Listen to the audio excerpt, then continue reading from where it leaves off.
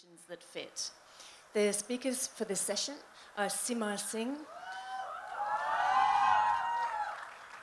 Sohaila Abdulali, Sunita Toor, and they'll be in conversation with Pragya Tiwari. Simar Singh, it sounds as if he needs no introduction, but he is the 18-year-old founder of UnErase Poetry, a platform for promoting spoken word artists in India. His poems, including How to Be a Man and The Legal Rapist, are rebellious and question the status quo between genders in society.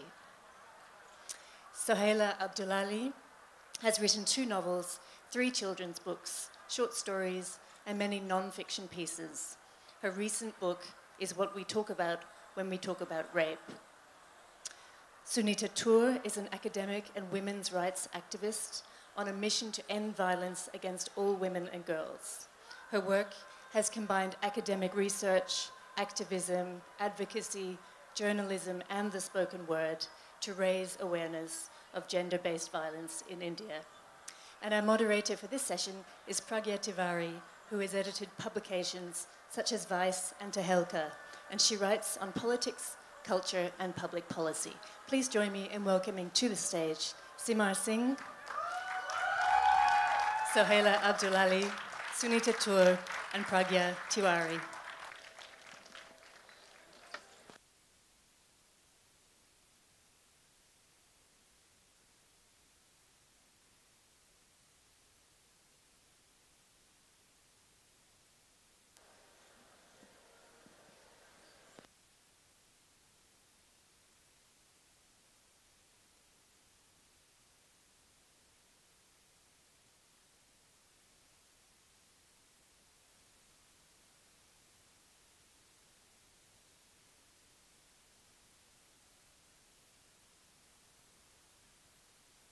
We are lucky.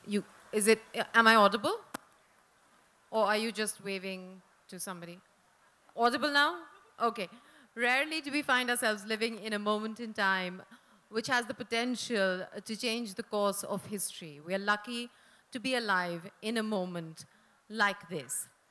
The struggle for women's rights has been ongoing for centuries, but of late the power, the determination, and perhaps most so, the solidarity has turned the struggle into a real battle, the charge of a brigade that can no longer be written off. I shouldn't need to say this, but I am going to nonetheless. The enemy is not men. The enemy is a deeply entrenched system that has been designed, that is all pervasive and has been designed to oppress and suppress women. And after years of silence and resignation, finally, there is change in the air. The Me Too movement has been very difficult, particularly for women who've put themselves in the line of fire by calling men out and demanding justice. But the victories have been sweet, even if small. And it may just have lit the fire for something larger. Thousands of women in Kerala are agitating to enter Sabrimala, to exercise their constitutional right as reinforced by the Supreme Court. And earlier this month, I think close to 5 million women stood peacefully holding hands in solidarity with women who are fighting for gender rights. But as exciting as this moment is, it is also tricky. The extent to which we gain ground depends on how we deploy strategy and weapons. And there is still no greater weapon than words. To be able to counter any kind of oppression, we must first be able to clearly identify it, recognize it, and call it by its name. Violence does not always manifest itself in the ways that we are conditioned to believe it does. Sociocultural realities, economic realities, and intersectionality play a big role in the sort of violence and how much violence a woman is likely to face in her lifetime, and more importantly, whether or not she's going to find justice and redemption. Some of us are lucky that we have a platform such as this to talk about gender justice, but we must not talk and we must not tell our stories as if they are the only ones. Over the next 30-odd minutes, we are going to raise some questions about how we can make the path ahead more inclusive and how we can identify the innumerable facets that violence has and the innumerable ways in which justice can be sought and can be found. Sohaila, starting with you. You've written an absolutely wonderful book called What We Talk About When We Talk About Rape, and you've written about being raped as a young woman and the support that you found from your father and from your parents. But what struck me most, more than even the support that you found from them, was the nature of the support. You found a lot of agency. Your parents let you decide what you wanted to do rather than take over your life to try and protect you. How important is this agency and how rare is this agency? Hello, can you hear? I think this agency, can you hear me? Oh, okay. I think it's really important and relatively rare. In my case, I got agency from my parents in the sense of I was completely left to decide what I wanted to do, but it stopped right there. Nobody else was willing to let me do what I wanted to do. So I think if we're going to talk about justice for women, we need to talk about their options to even pursue justice. In my case, I'm officially a woman who lied about rape, but I didn't lie about being raped. I lied about not being raped because I wanted to press charges, but when the police came, they made it harder and harder to do it until the point where I said I can't do this because they were going to lock me up.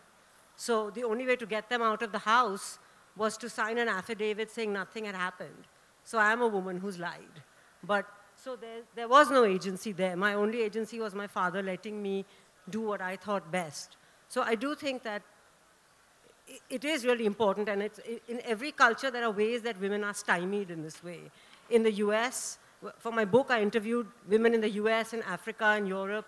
Every single person, I interviewed men, I interviewed trans men, sex workers, and everybody had a way in which their agency was taken away. So that rape is not just the violation that the rapist or rapists do to you, it's also what other people do. I mean, if you're a sex worker, you don't want to report to the police because that gives them a license to rape you again. And also, there's a society which believes that, hey, if you have sex all day, you can't be raped. So whoever you look, wherever you look, there's something stopping you from doing what you might want to do. You might not want to report that and go that route, but you should have the choice. I don't know if the mic is on, probably not. Do you regret ever that you, at that moment in time, just to get them out of your house, lied and didn't press charges in the end?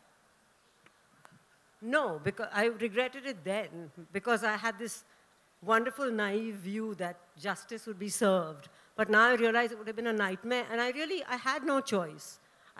It was be locked up, miss going to college, and all this stuff. So I don't regret it, but I do realize that you know, there's justice for society and there's justice for the individual. And we need both, and I think a big trick, especially with sexual violence, is that they don't always match. Like maybe justice for society would be if someone like me, even knowing that they're not going to get anything, goes to court, does the right thing, reports it because, you know, that's your duty, that's justice for society. But for the individual, that might not be the right thing to do. So how do you decide? I personally always go for the individual because I feel like all the worst social movements come from not putting a person's humanity first. But I do think these two forms of justice don't always match and becomes tricky. I want to go back to what you were saying about the ways in which survivors are, you know, their agency is taken away by criminal justice systems in different parts of the world. But before that, I would like to ask you, do you feel that over the course of time, there's so much water under the bridge, there's so much that you've done with your life, and such incredible things that matter. Have you found justice and redemption in some way? Well, I guess it depends how you define justice. I don't know what... Howsoever you define it. I mean, redemption, I didn't feel I had to be redeemed. I felt I was fine. But I don't know if I got justice because somewhere out there, those guys had they had no accountability. Nothing happened to them.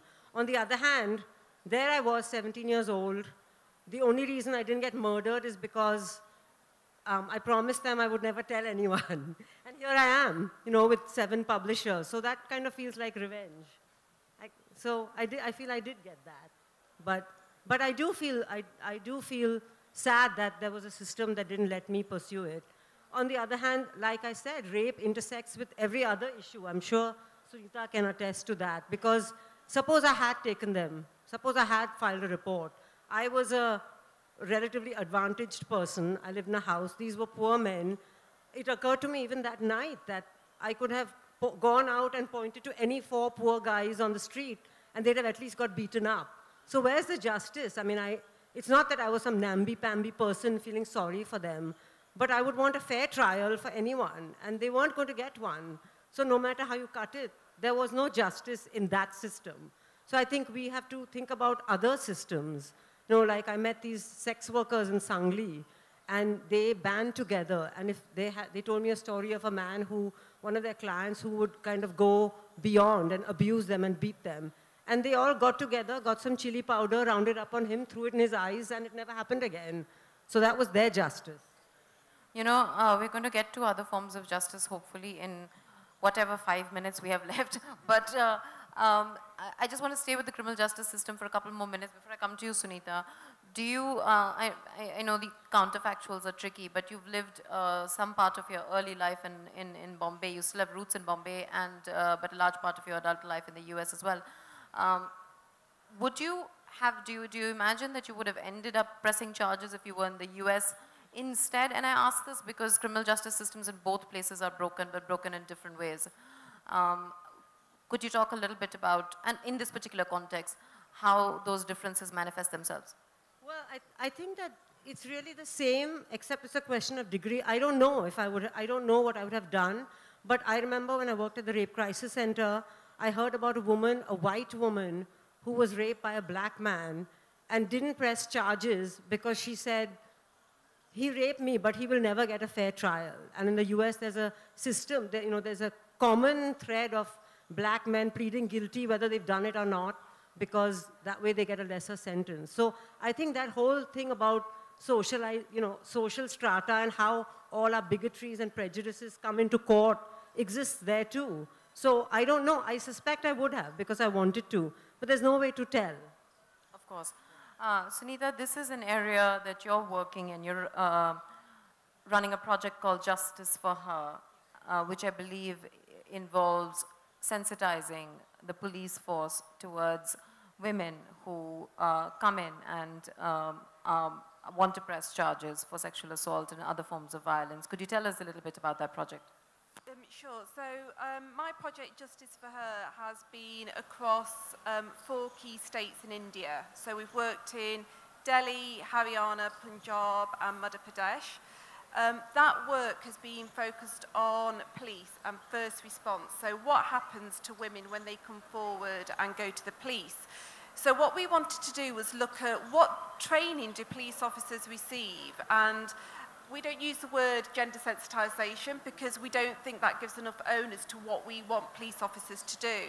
So our focus has been about really reshaping and completely recreating new training for police officers that challenges their mindset about women and female victims, because they are the first responders. That is, if a woman comes forward.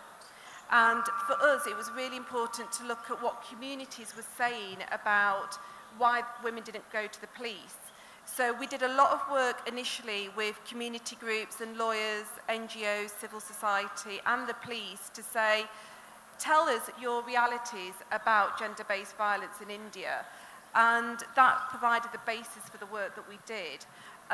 We then went to the heart of police academies, and we trained trainers in police academies that are going to be responsible for the next generation of police officers, because we feel that that's where the change can have impact. That if you start engaging the next generation of police officers, that maybe there's an opportunity to really address how they then go on to police from a human rights, social justice perspective. Sorry, did you want to add something to that? No. Okay. Did you want to? Actually, I do. Yeah, can I? Yeah, sure. You know, it's interesting about the training of police officers because when I lived in America and worked at the Rape Crisis Center, we used to train police officers too. And I think one of the most important things is that police officers, like the rest of us, have to realize that what we think of as rape is really not what, you know, it's the stereotype rape is not the usual rape. Yeah. Like my rape was like the, you know, the Hindi movie rape of the outsiders and the weapons and the murder and all that stuff. But that's, most rape happens domestically. It happens within the home. So that's the first step. And one of the things that we focus on isn't necessarily types of crime. We do that. For us, it's a perspective of how do you distinguish between victims? So when you have a female victim, why do you treat them differently to a male victim? And if you've got people from vulnerable communities, why do you treat them in a particular way? So for us, we used a lot of principles of empathy and principles of positioning where, yeah, our training is quite controversial. I made police officers question and challenge their viewpoints. So we did a lot of things about role play, epiphany, positioning. We did games with balloons and nails to get them to think outside of the box of how they treat people in society. And that's what really made the difference for us. And that sounds like an excellent project, and there's just so much to be fixed when it comes to the criminal justice system. Police is, of course, one part of it, but courts and the manner in which investigations happen is another part of it. My partner, who's a criminal lawyer and who interfaces with the criminal justice system every single day, just before the session, I asked him off the top of his head if he had to name 5 or 6 very basic things, very, very basic things that could change to shift the needle for justice for women, what would they be? And this is what he sort of jotted down. I'm quickly going to read this out. Magistrate training, statement to a magistrate. The magistrate needs to be better conditioned and ask questions so that there are no gaps in the narrative that are left. Poor quality of initial medical reports. They're often unusable in addition to leaving a woman completely traumatized. The investigating officers have poor infrastructures, little training, and are overworked. The trial schedule needs to be determined on a day-to-day, ahead in time, and day-to-day trials held to expedite justice and reduce the trauma. Witness protection, a woman comes under tremendous pressure to compromise a case and very often does. And forensic labs are poor and have a lot of backlog. And the concentration of limited resources is on more violent crimes, and there's a tendency to look to the treatment of domestic violence. I think what the paper's torn, but I think he was saying that there's a tendency to look at domestic violence mostly as a marital dispute, and these are just some of the things at the top of his head that needs to change. Is there anything you'd like to add to that, or you, Sohaila, for that matter? Yeah, I mean, one of the things that I would say that I think is the most, we've trained lawyers before in the past as well. I've worked with police, different areas of criminal justice. One of the most powerful things is when you get somebody to think about it from, if this was your wife, if this was your daughter, how would you want them to be treated in that system? So I agree with that list, but I also think there's got to be a level of agency that is much more powerful. So some of the things that we do in our training is visualizations with police officers to say, if this was the most important female member of your family, are you happy for them to go into your local police station, or would you be comfortable with them going into your local police station and supported in the way that you would want them to be supported? If the answer is no, then you have a responsibility to protect your own daughter and your own female members. And that's one of the things that we start with, and that's where we get lawyers, police officers to really engage with the program, because it then becomes this thing that this is real, this could happen to me, and how would I want that person to be treated? So that's one of the principles that we engage in, all those things that you've said. So when it comes to medical reports, when it comes to magistrates, we do the same thing, that sort of positioning of how would you want this to play out if this was somebody important to you? Yeah, sure. Well, I mean, I think that it starts even before that. It's like even the statement that we make, we all say this thing to people if this was your wife, this was your daughter. So one thing is that many people, if this was their wife, this was their daughter, they wouldn't want them in the criminal system at all. Yes. They want to hide it. There's that. And the other thing is, you know, it begins with the attitude before you even get to court. Why do we always say, if this is your wife and daughter, why not, if this is your son and father and brother, how do you teach the boys to, you know, the people who are actually committing the crimes? We have to take on board not only that rape victims are our wives and daughters, but that rapists are our brothers and sons and fathers. So we need to do both. Yeah, absolutely.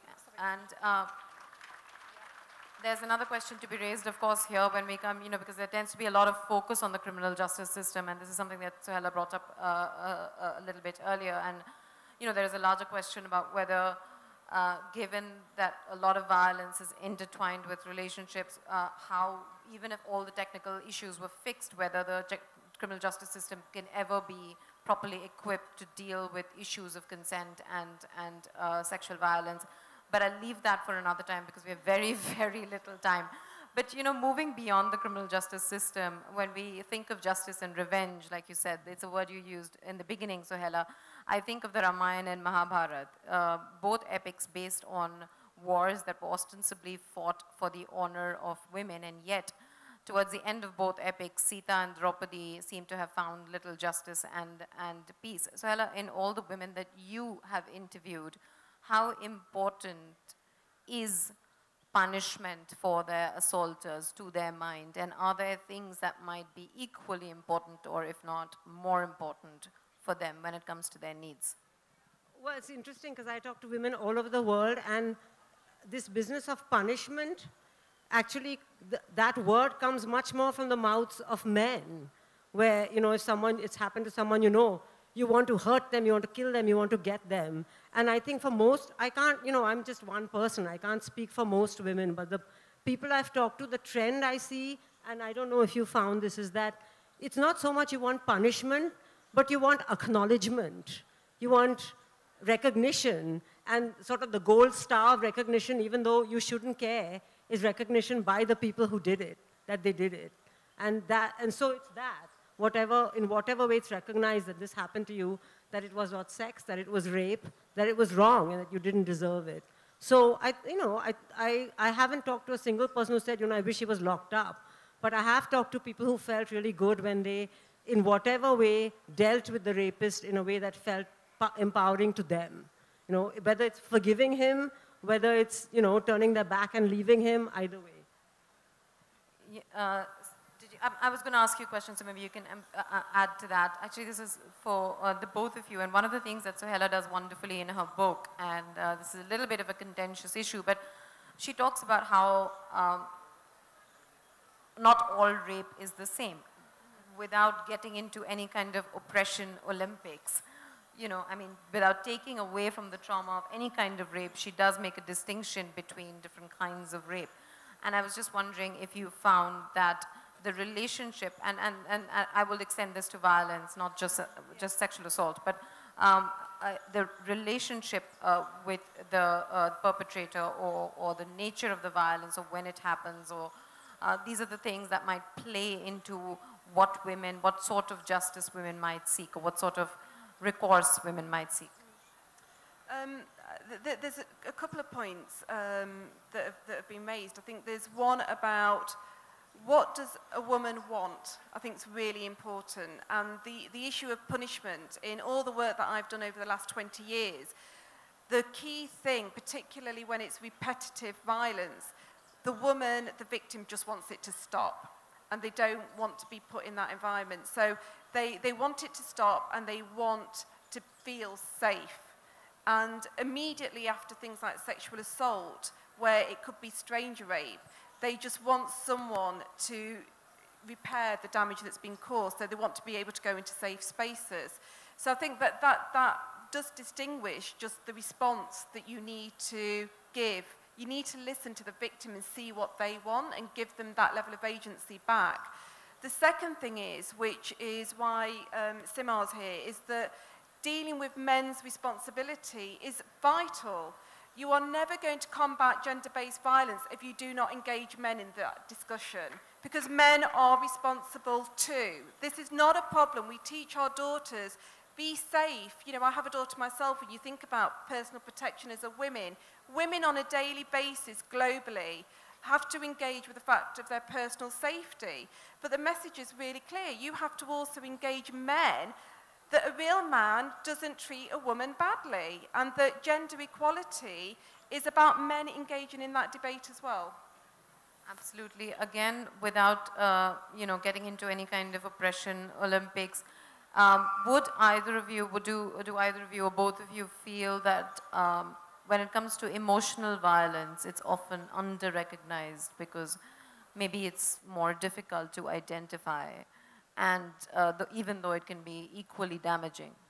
Yeah, or more. And then if you're talking about the criminal justice system, then you can really drive yourself mad because there's no law against emotional violence. I guess there's verbal abuse. But yeah, I think it all boils down to this whole business of this remembering that rape is, like you said, it's not like a thunderstorm. It doesn't just happen. Somebody does it. Somebody chooses to do it, which means that somebody can choose not to do it. And that's the lesson we have to teach our boys and girls. I mean, teaching girls to be safe, it's like, given the chances of abuse are more in your own home, you teach them something, but you know, in the end, you got to model and teach your kids. You can't, you know, and you have to really model it. You can't just say, you know, boys and girls are equal and then kind of save all the malai for your son. You have to really live it. So. Simar, you've written poems about marital rape, which is of course very brutal and very out there, even though we as a country fail to recognize it.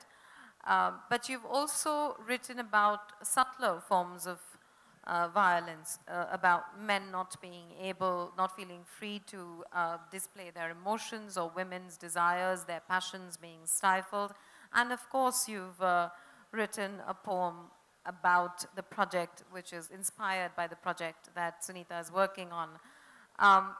I'd first like to ask you, what is it that, as a young boy who started writing poetry, what is it that attracted you to these themes? And then perhaps after that, I could request you to maybe perform the poem for us. Sure. So I think firstly, I agree with most of the things that was, like I think everything, being the only male in a panel with 3 women talking about gender-based violence is probably a great thing firstly for me, because I have seen panels on news channels with 7 men and 1 female talking about the Asifa rape case or the Me Too movement.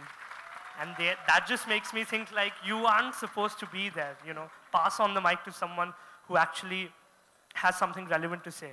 So being a young boy, I think there's a lot of onus on me, a lot of responsibility on me, and people, young guys like me, who have to sort of understand the importance of our voice and the issues that we are standing up for, and how important is it for us to educate other men around us to be sensitized towards gender violence.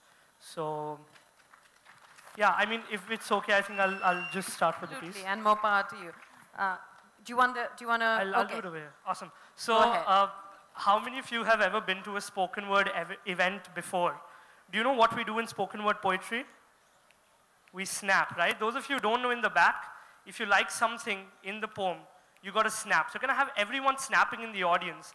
It's already very cold, so it's going to make you feel warm and better. Plus, it's going to keep encouraging me. So, I'm going to do an example. I'm going to say something. If you like it, then you snap. JLF is a great festival, right? Snapping? Awesome, great. So, we'll keep this up. And this is a letter that I've written to all the men out there. Men, we've been playing in fields since we were 10-year-old boys. We even had stronger toys that we never let our sisters touch, because we assumed they won't like them as much as they like their soft toys and dolls.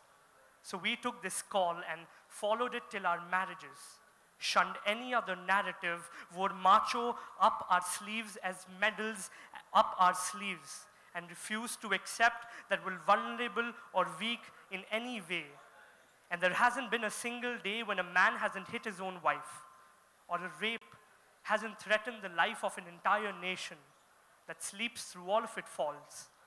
Our Our generation's patience that things will change with time fades with every rape and every lost case. We've internalized this every day, normalized patriarchy. We look at each other and wonder who's to blame for this unjust society that we ourselves have built and refuse to question. So we sit through sessions of a parliament that just decided that the triple talaq was not right, while women still continue to fight to enter holy temples of a God that apparently says men and women are not equal.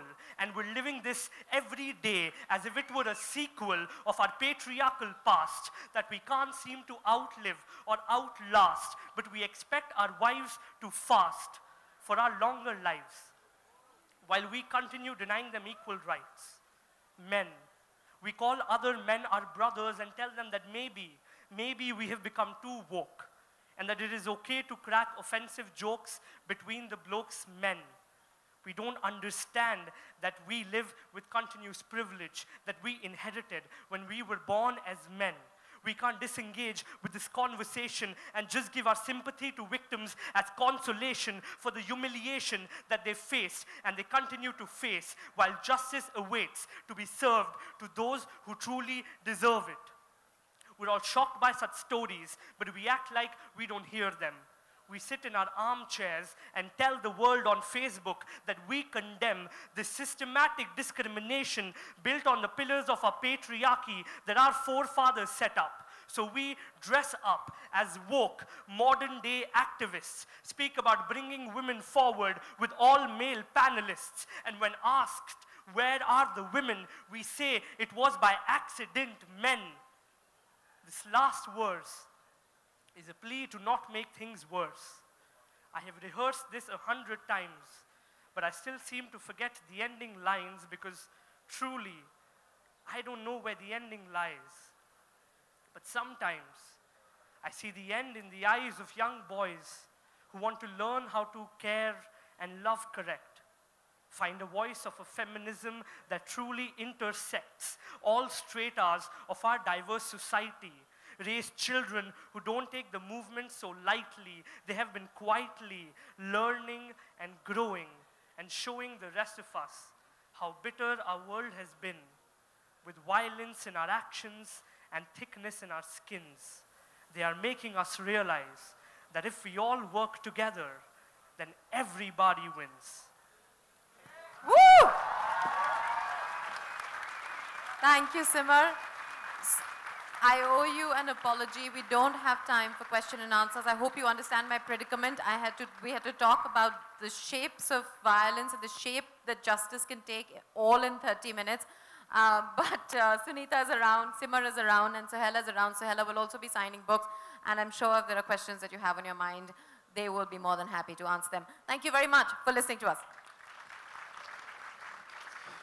A big thank you to Simar Singh, Sohaila Abdulali, Sunita Toor, and Pragya Tiwari.